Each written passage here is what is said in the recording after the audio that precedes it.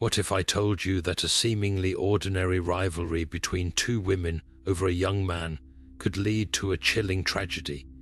In a small town where secrets linger in every corner, two older women found themselves spiraling into an obsession that defied logic. Their lives, once filled with mundane routines, became ensnared in a perilous game of love and manipulation centered around a 19-year-old. This isn't just another tale of a love triangle turned sour. It's a haunting narrative where infatuation morphs into deep-seated rivalry, culminating in an unthinkable crime. As we peel back the layers of this captivating case, you'll uncover the tangled web of emotions, jealousy, and desperation that ultimately led to murder. Stay with us as we delve into the complex psychological dynamics and unexpected twists that left an entire community in shock. By the end of this journey, you might question the depths of human obsession and the unforeseen consequences it can unleash. Imagine a young man at the cusp of adulthood, vibrant and full of dreams. This 19-year-old, the central figure in our haunting tale, was known for his infectious charisma and kindness that drew people towards him like moths to a flame. Growing up in a close-knit community, he was a familiar face at local events, often seen with a warm smile and a helping hand. His aspirations were simple yet profound: to build a future where he could make a difference, perhaps by starting his own business or pursuing a career that allowed him to help others. Those who knew him spoke fondly of his subtle charm and the genuine interest he took in those around him. His ability to connect with people, regardless of age or background, set him apart, making him not only an adored friend, but also an object of admiration and desire. It was this irresistible quality that unknowingly placed him at the center of a perilous infatuation. One family friend recalled how he would spend hours fixing up old cars in his grandfather's garage, a testament to his determination and passion. Another friend shared a story about a time they took a spontaneous road trip just to chase the sunset, capturing his adventurous spirit and zest for life. Yet, beneath the surface of these ordinary moments lay the roots of an extraordinary entanglement that would ensnare the lives of three individuals. As we explore the intricacies of this narrative, the question lingers: what was it about this young soul that sparked such intense obsession? Perhaps it was a combination of his youthful allure, his bright future, and an endearing innocence that made him the unwitting object of a deadly rivalry. Two women, one obsession. They were pillars of the community, each with a life marked by experiences that shaped them profoundly. The first, Amelia, was a widow in her late 40s, who had spent years finding solace in a garden where time seemed to stand still. She was known for her nurturing spirit, always ready with a caring word or a homemade pie for those in need. To outsiders, Amelia appeared the picture of stability, but beneath the surface lay a heart yearning for connection and the family she never had. The second woman, Margaret, was a few years Amelia's junior and a spirited divorcee. Her life had been a roller coaster of highs and lows, each leaving a mark and a story to be shared over coffee at the local diner. Margaret was outspoken, her laughter infectious, and her wit sharp enough to cut through any room's tension. Yet, behind those sparkly eyes was a loneliness she had embraced as a companion for far too long.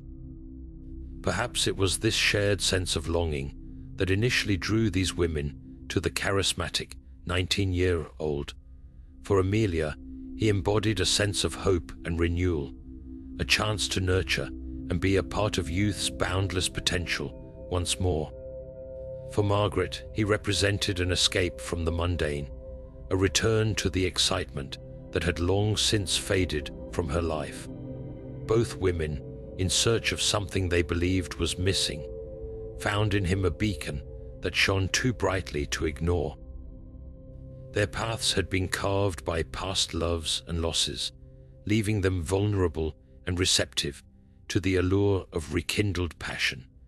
Amelia's life was shadowed by the untimely death of her husband, leaving a void that no amount of gardening could fill.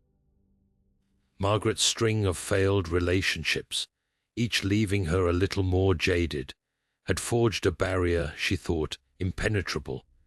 Yet, a chance encounter with this young man shattered those defenses, igniting a spark that would fan into flames of obsession.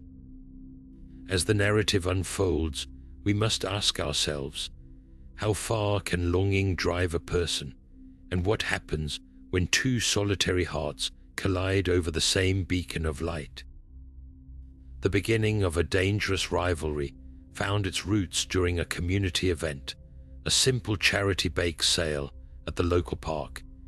It was one of those days when the sun seemed to cast a golden hue over everything, turning ordinary interactions into something almost magical. Amelia and Margaret, both known for their culinary skills, had set up their tables side by side, each offering an array of delectable treats. The young man, our 19-year-old of interest, had wandered over, drawn not just by the aroma of freshly baked goods, but also by the lively spirit of community. As he approached, a glimmer of recognition lit up Amelia's eyes, while Margaret's demeanor shifted almost imperceptibly. What could have been a light-hearted exchange between locals quickly morphed into subtle competition, as each woman vied for his attention. "Oh, you've got to try the apple pie," Amelia suggested with a smile, presenting a slice as if it were a family heirloom. Margaret, not to be outdone, chimed in with a cheeky grin. "But my brownies are known to make even the saddest soul smile." The young man, caught in the crossfire of kindness, laughed it off, unaware of the seeds he was unwittingly sowing. Witnesses recall the air being charged with something more than just laughter. It was as if they were locked in a dance, each step measured, each look calculated. One bystander noted. Another mentioned how the warmth between the women cooled slightly as the day wore on, their exchanges peppered with polite yet pointed remarks. In the weeks that followed, casual encounters at the diner or the post office carried an undercurrent of competition. Each woman began to notice the other's interest growing, as small gestures of friendship with the young man took on deeper significance. What once were cordial nods turned to guarded glances, each woman silently marking her territory. Friends and neighbors picked up on the tension, though none dared speak of it openly. One friend of Amelia's recounted a conversation where Amelia confided, "It's silly, really, but I feel like I have to prove I still matter." Margaret, on the other hand, was overheard saying to a confidant, "It's not about him necessarily. It's about feeling alive again." Their rivalry, initially perhaps harmless, began weaving itself into the fabric of their daily lives, subtly shifting their priorities and feeding a budding animosity. The once peaceful town, with its postcard-perfect tranquility, was unknowingly becoming the backdrop for a storm brewing just beneath the surface. As we explore further, we find ourselves asking, how did simple acts of affection and rivalry transform into something so perilously uncontrollable? What lines were crossed, and at what point did the stakes become a matter of life and death? A love triangle turns toxic, unraveling what began as harmless affection into a maelstrom of jealousy and possessiveness. With each passing day, interactions that might have once seemed innocent took on a sharper edge, drawing the three individuals into a tangled web of intense emotions. The 19-year-old found himself caught in the throes of admiration from both women, each vying for his time and affection with increasing fervor. Amelia, with her nurturing demeanor, started inviting him to her home more frequently, offering homemade meals and a comforting presence that spoke to a longing for familial connections. Yet, as their encounters became more regular, Margaret, ever a force of vibrant energy, responded with a strategic play of her own, whisking him away on spontaneous adventures that rekindled her own youthful spirit and promised excitement beyond the ordinary. As the young man navigated these attentions, what he couldn't see were the deepening shadows of desperation lurking behind Amelia and Margaret's smiles. Friends noticed how the women's interactions with each other grew colder, marked by a tension that simmered just below the surface. One neighbor noted how Amelia would watch with a tight smile as Margaret drove past her house, the echoes of laughter trailing behind them like tainted memories. It was during one of these outings that a pivotal moment occurred. Margaret, in a bid to capture the young man's full attention, orchestrated a surprise get-together, inviting their mutual friends, yet conspicuously excluding Amelia. Upon discovering this slight, Amelia's sorrow transformed to simmering anger, feeling the sting of being sidelined and the fear of losing a cherished connection. This event, seemingly small, became a catalyst, creating fractures that would ripple through their interactions. The young man, sensing the mounting tension, but unaware of its depth, attempted to maintain his friendships, unaware that his every move was being scrutinized through lenses clouded by obsession. A once harmonious balance had tipped, with both women interpreting his actions as a declaration of preference, albeit unintended. Rumors began to circulate within the community, whispers of glances and words exchanged with double meanings that fueled a narrative of rivalry. Each woman, driven by their own fears and desires, began orchestrating subtle sabotages, turning what was a mutual appreciation into personal vendettas. Margaret's laughter, once infectious, now carried a sharpness that bit through the air, while Amelia's subtle nurturing became tinged with possessiveness. The dynamics shifted from warm companionship to an exhausting battle of wits, every gesture dissected and recalibrated in the hopes of gaining favor. As these relationships coiled tighter, the toxicity spread, altering perceptions and blurring lines that once defined friendship. The stakes had transformed, unseen yet palpable, and the peaceful visage of a quaint town now masked the turbulence brewing behind closed doors. The question grew heavy: how long before the unraveling threads of their lives twisted into an irrevocable knot? The turning point arrived like the harbinger of a storm, an evening draped in tension where silence hung menacingly in the air. It was a chance encounter on a dimly lit street where the paths of the three were unconsciously destined to converge. Amelia, whose heart by now brimmed with a restless desperation, had decided to confront the growing unease that consumed her. Margaret, her confidence now a thin veneer over festering anxiety, happened upon the scene by what seemed to be fate's cruel hand. As shadows stretched and merged with the coming night, the young man found himself at the center of a rapidly escalating confrontation. Amelia's voice, usually a soft bomb, rose with an edge of urgency, piercing the quiet and echoing through the empty street. "I just want to talk," she implored, though the undertone of expectation tinged each word. Margaret, spotting them from a distance, felt a surge of possessive anger, quickening her pace to intervene. Her approach was marked by an assertiveness that masked the fear of losing her grip on the connection she had so dearly cherished.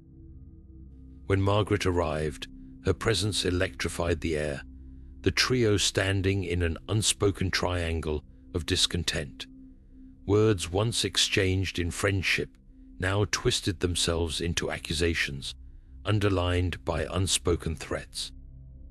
"You're trying to take him from me," Margaret accused, her voice cracking as emotion spilled through. Amelia retorted, voice quivering, "You have no right, no claim." Each word seemed to unfurl the tethered emotions that had grown unchecked, striking at the heart of their fragile relationship. The 19-year-old, struggling to mediate, was caught in the crossfire of words that felt sharper than any knife.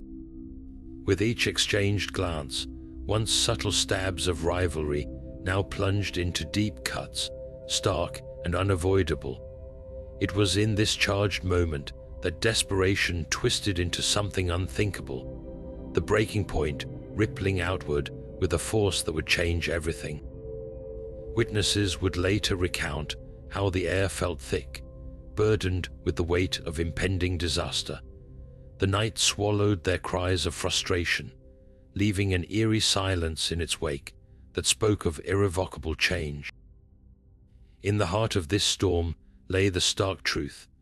What started as a tug of emotion had spiraled into a fatal culmination, an unthinkable act that would forever stain the memory of that fateful encounter. As we move forward, we must question, what are the limits of longing, and when does a thirst for connection become a deadly obsession? The crime scene laid bare a chilling tableau of raw emotion and violence, set amid the quietude of that familiar street where lives had irrevocably changed. In the day's first light, investigators arrived to uncover evidence obscured by the night's veil, piecing together the narrative of that fateful evening. The pavement, cool and indifferent, bore silent witness to the chaos that had unfolded. Forensic experts meticulously examined the area, uncovering shattered fragments of broken relationships scattered like glass across the scene. A small pendant, its chain snapped, lay abandoned on the ground, a poignant reminder of innocence lost. The hushed whispers between investigators delineated the scene's grim reality. Each detail, they noted, weaving a tapestry of despair. Discarded belongings told a story of struggle and desperation, a tragic dance where affection turned to animosity. A torn piece of fabric, snagged on a nearby fence, spoke of a frantic attempt to escape the clutches of fear. Measurements were taken, and photographs captured every angle, each click of the camera a testament to the thoroughness of their pursuit of truth. Bloodstains, stark against the concrete, formed a path, as if painting the struggle's final act, leading investigators to crucial evidence. It was a mixture of emotions made tangible, where love had soured into something unrecognizable. The forensic team, with their practiced expertise, gathered these clues, reconstructing the events that had spiraled beyond control. As they worked, the weight of their task was palpable, each step taken with solemn respect for the lives fractured in the night. The evidence, meticulously catalogued, would set the stage for the justice that lay ahead, drawing a line from impulse to consequence. The eerie quiet that enveloped the aftermath was punctuated by the murmur of searching minds, each finding in the scene a testament to the frailty of human obsession. This crime scene, now documented and preserved, would become the fulcrum upon which justice was balanced, leading into the inevitable march of legal proceedings. As we ponder this meticulously untangled web of evidence, the question remains, how did an enmeshed triangle of love and rivalry lead to this dark crescendo where lives were forever altered? The arrests came swiftly, like an inevitable conclusion to the whirlwind of emotions that had long been spiraling out of control. In the pale light of dawn, Amelia and Margaret found themselves facing the harsh reality of their actions. As law enforcement arrived with warrants in hand, their authoritative presence casting an indelible shadow on the lives they were about to change forever. Amelia, who once radiated warmth and a nurturing spirit, appeared visibly shaken as the cuffs were placed around her wrists. Her eyes, wide with disbelief, mirrored a heart struggling to reconcile the actions she was accused of with the person she believed herself to be. "I never meant for it to come to this," she murmured to the cameras, her voice barely above a whisper, as if pleading with the world to understand the complexities of her heart's misguided journey.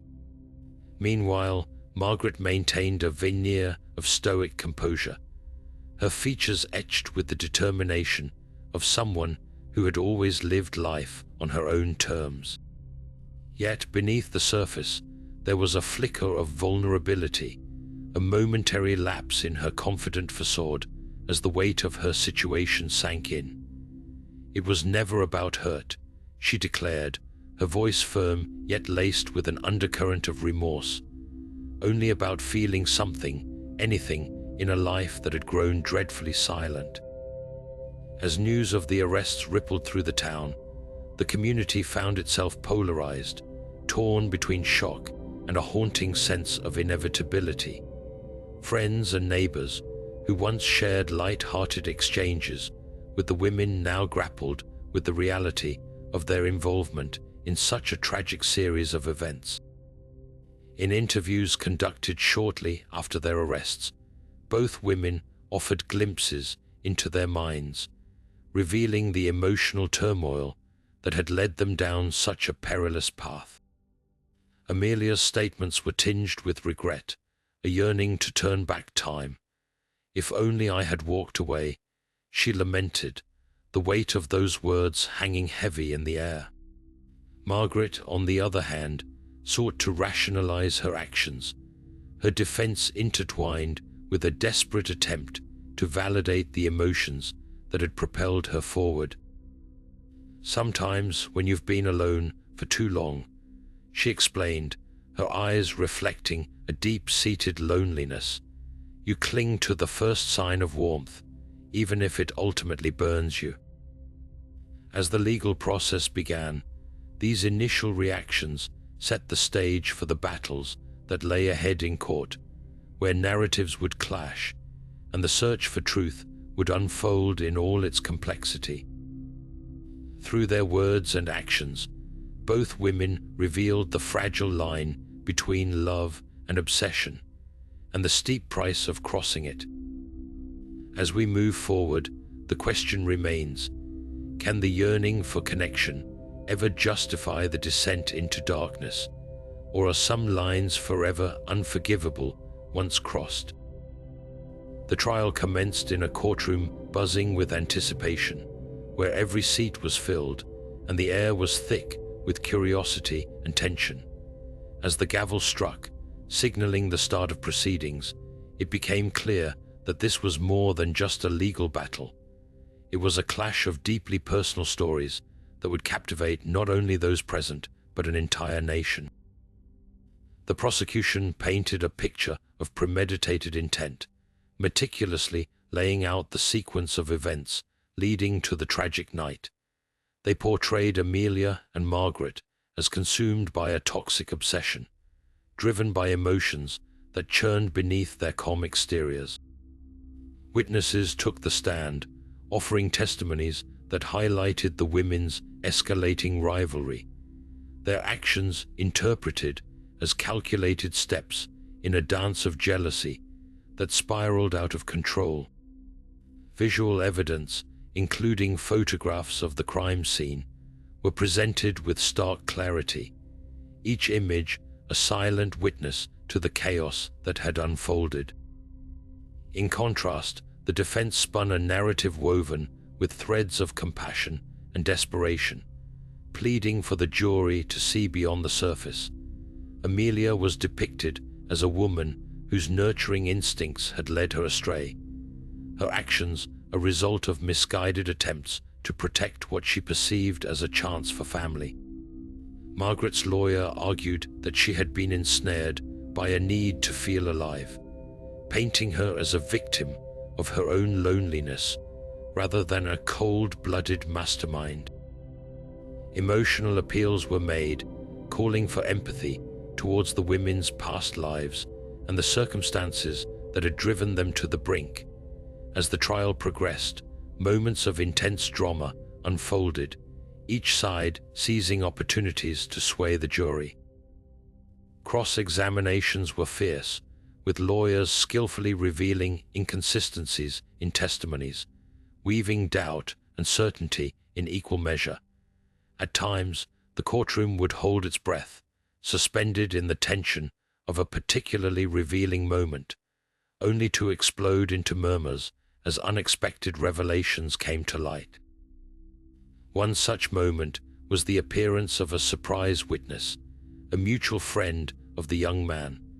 This witness recounted a conversation overheard between the women, hinting at intentions clouded by emotional turmoil. Her words sent ripples through the courtroom, causing the jurors to reconsider their perceptions of both women. The prosecution used this to bolster their argument of a premeditated plan, while the defense countered that it was merely the rambling of a mind on edge, not a blueprint for murder. These clashes of narrative painted a complex portrait, each brushstroke of testimony and evidence adding depth to the unfolding legal tapestry.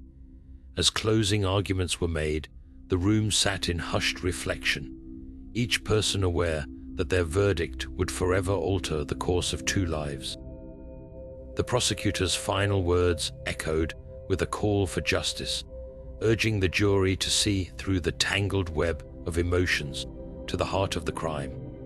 The defense, with equal passion, implored the jurors to remember the humanity within each defendant, to see them not just as perpetrators, but as individuals caught in a tragic confluence of circumstance and emotion. The jury retired, tasked with untangling the intricacies of this poignant narrative, their decision looming like the final act in this saga of infatuation, turned fatal. As we await their verdict, one question lingers: in the battle between heart and mind, which narrative will ultimately define justice? Detectives assigned to the case were initially perplexed by the intense rivalry that escalated to murder. In interviews, they expressed a shared bewilderment at how the allure of one young man could ignite such fervor in two mature women. As investigators delved deeper, they identified underlying motivations rooted in unresolved loneliness and a profound craving for connection. One detective remarked, "It wasn't just about the young man himself, but what he symbolized to each woman, a chance to reclaim lost youth and rediscover love in a life that felt stagnant."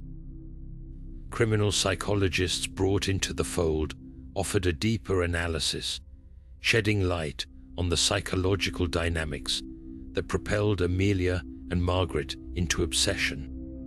They spoke of Amelia's nurturing instincts, which, when intertwined with grief and a longing for familial bonds, morphed into an attachment that transcended rationality. For Margaret, the experts noted a pronounced fear of fading into irrelevance, her vibrant exterior masking an internal struggle with solitude. Their perspectives suggested that both women, though different in demeanor, shared an emotional vulnerability susceptible to the intoxicating promise of love and attention. In many ways, one psychologist noted, their actions were cries for validation, desperate attempts to fill voids left by years of emotional neglect and isolation. This introspection revealed the complexities of their psyches, painting a portrait of two individuals led astray by deep-seated insecurities and unfulfilled desires. Such insights not only provided a framework for understanding the tragic behavior of Amelia and Margaret, but also highlighted the broader implications of human obsession, a theme that, while rare in its lethal outcome, is a universal thread tying human experiences of longing and connection. These analyses formed a crucial part of unraveling the narrative, subtly influencing legal strategies and contributing to the jury's ultimate deliberation. As we reflect on these expert insights, we are left to ponder the question: what are the boundaries of love, and when does a yearning for connection become a catalyst for chaos? As the investigation unfolded, the media seized the narrative with the fervor of a storm chasing the horizon. Headlines screamed of the sensational love triangle, painting it in strokes of intrigue and scandal that captivated the public's imagination. News outlets capitalized on every development, framing the story as a dramatic spectacle of rivalry and obsession. The image of two seemingly ordinary women embroiled in such an extraordinary crime provided fodder for endless speculation and discussion across television screens, newspaper columns, and online forums. Viewers and readers found themselves drawn into the saga, each update serving as a reminder of the story's shocking twists and its tragic end. As the media dissected every detail, the portrayal of Amelia and Margaret often leaned into the trope of the jilted lover, overshadowing the complexities of their emotional struggles. This narrative simplification fed into public perception, creating polarizing opinions. Some saw their actions as a cautionary tale of unrestrained desire, while others empathized with the women's search for meaning and connection. The victim, the 19-year-old whose life was irrevocably altered, was frequently reduced to a catalyst for chaos, his dreams and potential overshadowed by the sensational narrative. The story resonated deeply with audiences, igniting debates on the nature of obsession and the societal pressures that fuel such destructive behaviors. Talk shows and podcasts dedicated episodes to discussing the case, exploring its psychological underpinnings and moral complexities. Meanwhile, social media buzzed with opinions and theories, each user adding their voice to the cacophony of public discourse. For some, it was an opportunity to reflect on the darker aspects of human nature. For others, it sparked outrage at the sensationalism, overshadowing the grief and humanity at the core of the tragedy. As the media frenzy continued, the impact lingered, shaping public discourse and leaving a lasting imprint on the collective consciousness. Through the lens of this gripping tale, the world was reminded of the fine line between passion and peril, and the devastating consequences that can arise when that line is crossed. As we examine these reactions, we are prompted to ask ourselves, how does media framing influence our understanding of such deep-seated emotional conflicts, and what responsibility do we hold as consumers of these narratives? The verdict arrived with the solemnity of a closing chapter, the courtroom charged with anticipation as the jury filed back in, their faces etched with the weight of a decision made after intense deliberation. As the judge called the room to order, the air seemed to freeze in a collective breath, eyes fixed on the foreman standing to deliver the outcome of this tangled tale. Guilty resounded through the hall, a single word that reverberated with finality, sealing the fates of Amelia and Margaret.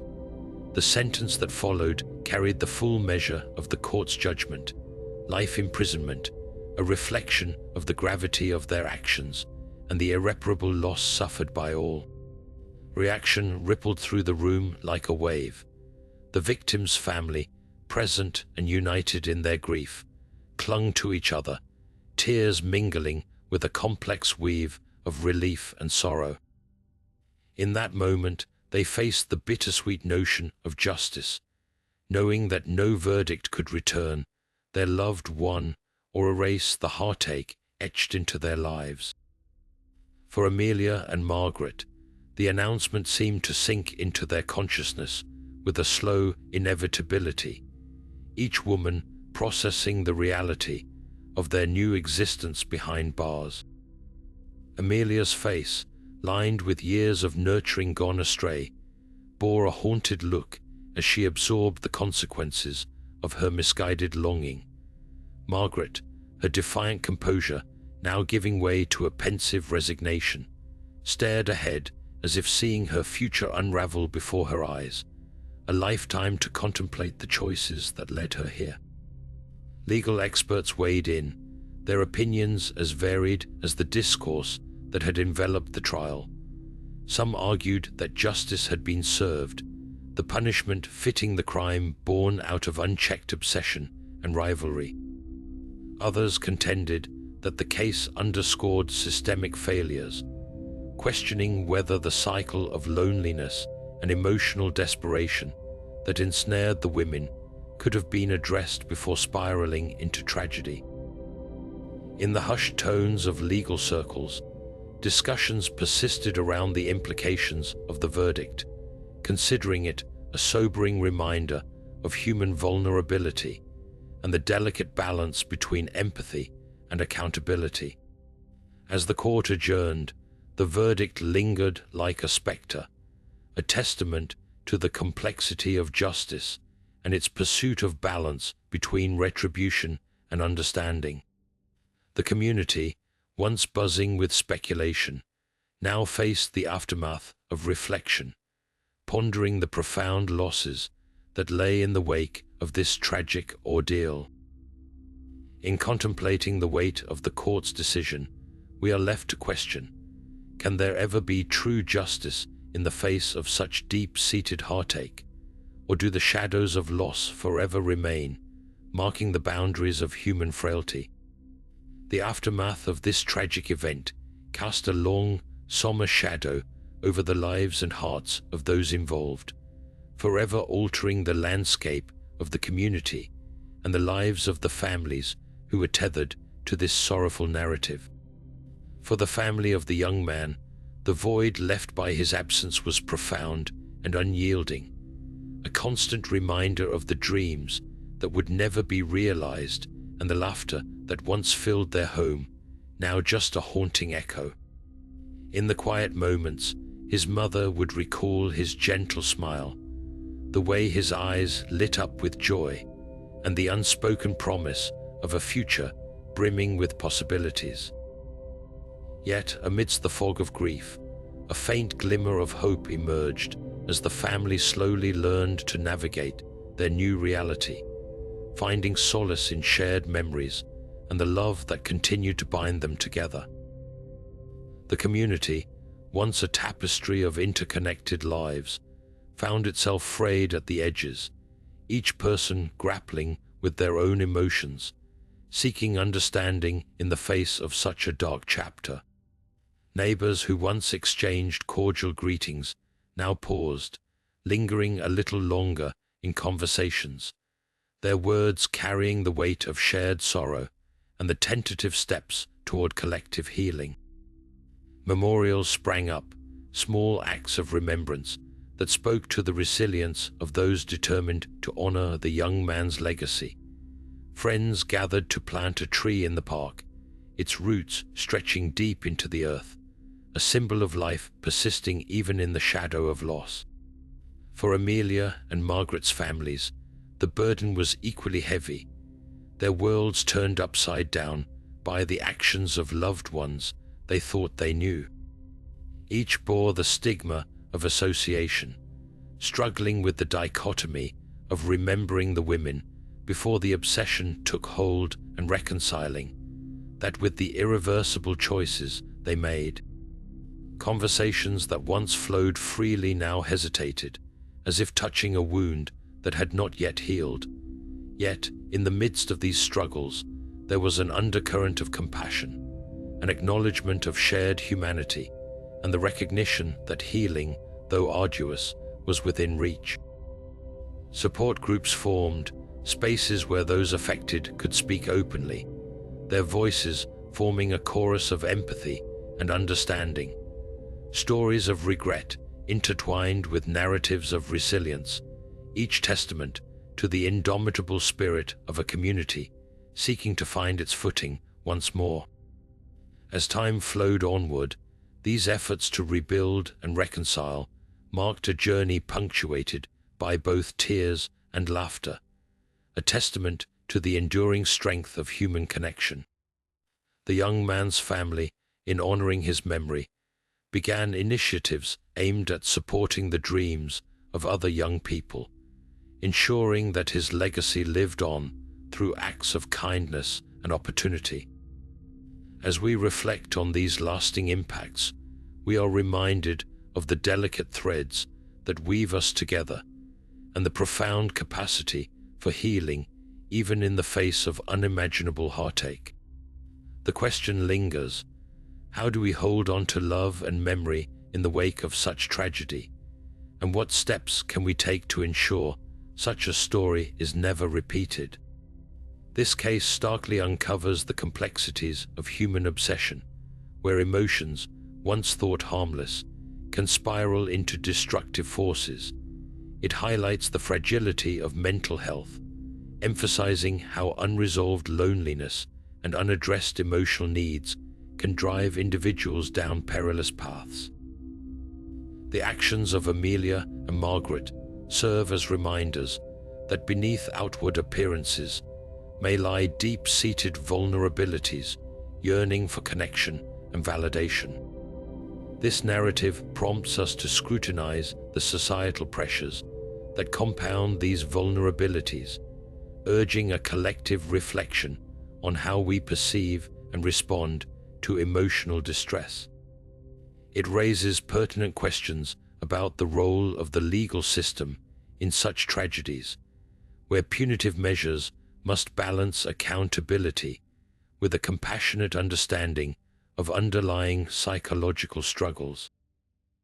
This case challenges us to reconsider how we identify and support those at risk of emotional turmoil, highlighting the need for accessible mental health resources and community-based support systems. It suggests that intervention should not solely be reactionary, but proactive, fostering environments where individuals feel seen and supported before desperation takes hold. Education on emotional resilience and healthy relationship dynamics could serve as foundational tools in preventing such tragic outcomes. Encouraging conversations about mental health within communities can help dismantle stigma and build a culture of openness and empathy, where seeking help is seen as a strength rather than a weakness. This tragedy underscores the necessity for vigilance and compassion, urging us to cultivate connections that nurture rather than consume. As we reflect on these broader implications, we are reminded of the profound responsibility we hold to safeguard each other's well-being, and the question that remains is, how can we, as a society, better equip ourselves to recognize and address the signs of obsession and mental distress before they escalate beyond control? In summary, the tale of two older women driven to a fatal obsession over a 19-year-old serves as a stark reminder of the unforeseen depths human emotions can reach. It is a cautionary narrative where longing for connection mingles with rivalry, transforming affection into tragedy. We journeyed through a young man's vibrant life, marred by the attentions of Amelia and Margaret, whose hidden loneliness and need for validation led to irreversible choices. The unfolding events painted a picture of how unchecked emotions can entwine lives, culminating in an act that resonated far beyond its immediate circle. This story also illuminated the ripple effects on families and communities, and how media sensationalism can shape public perception. As we close this chapter, let it serve as a reflective piece, urging us to recognize the importance of addressing mental health and fostering open dialogue to prevent similar tragedies. We invite you to share your thoughts on this complex narrative in the comments below. How do stories like these influence your understanding of human emotions? If you found this story compelling, please like the video and subscribe to our channel for more tales that delve into the mysteries of the human psyche. Your engagement helps us continue bringing these poignant stories to life.